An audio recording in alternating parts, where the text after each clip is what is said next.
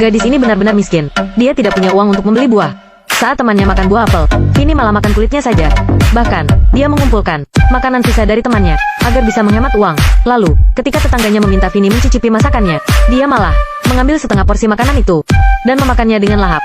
Vini terlihat sangat kelaparan. Dia pun menjawab, makanan ini sangat enak. Tetangganya pun tercengang dan berpikir, sudah berapa lama Vini kelaparan? Lalu, Vini langsung melihat sup ikan yang dimasak tetangganya.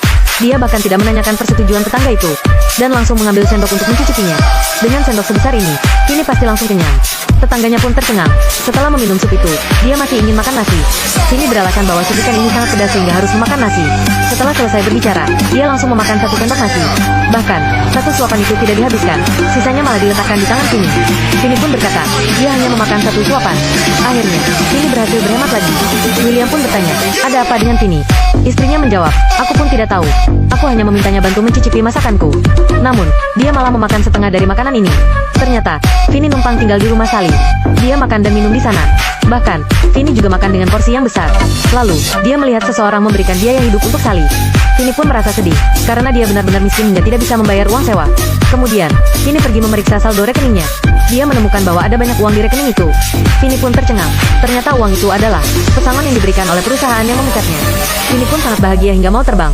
Malamnya, Vini membeli satu paket besar roti berisi daging. Dia memberikan hadiah ini sebagai rasa terima kasih karena telah merawatnya selama ini. Vini juga memberikan uang biaya hidup untuk Sally. Namun, Sally tahu Vini sangat miskin. Jadi, dia pun menolak pemberian itu dengan ramah.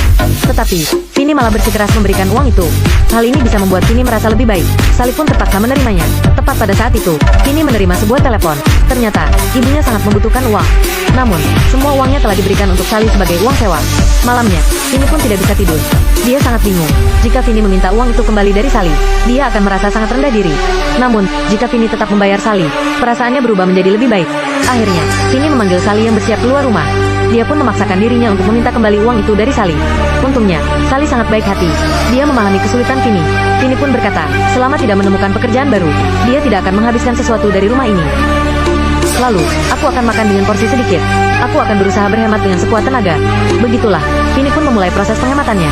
Ketika melihat teman satu rumah hendak mencuci piring, dia menawarkan diri untuk membantu mencucinya. Sebenarnya, Vini ingin mengambil sisa makanan di piring itu dan menyimpannya untuk makan siang besok. Jadi, dia bisa berhemat lagi. Kedua orang ini pun tercengang melihat Vini. Saat Sally mengupas apel, Vini malah memakan kulit apel itu. Lalu, Sally langsung memberikan satu potong untuknya. Namun, Vini malah menolak dan berkata, aku tidak suka makan apel. Aku lebih suka makan kulitnya. Dengan makan kulit apel, dapat menyerap vitamin.